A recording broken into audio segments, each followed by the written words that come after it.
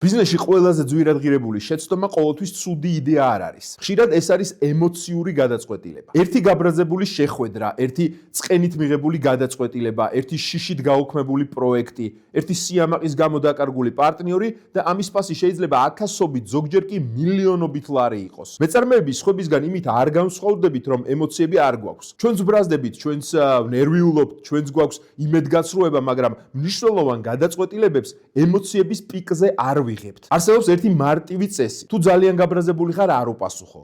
თუ ძალიან გახარებული ხარ, არ მოაწერო ხელი. თუ ძალიან შეშინებული ხარ, არ შეცვალო სტრატეგია და დაელოდე სანამ ემოცია გაივლის. ბიზნესში საუკეთესო გადაწყვეტილებები თითქმის ყოველთვის ცივი გონებით მიიღება. რიცხვებზე დაყრდნობით, ფაქტებზე დაყრდნობით და არა იმაზე, თუ რას გრძნობ იმ კონკრეტულ მომენტში. სანამ მნიშვნელოვან გადაწყვეტილებას მიიღებ, საკუთარ თავს აუცილებლად უნდა დაუსვა კითხვა. ამ გადაწყვეტილებას ხვალაც მიიღებდი, თუ ეს მხოლოდ დღევანდელი ემოციის ზეგავლენაა.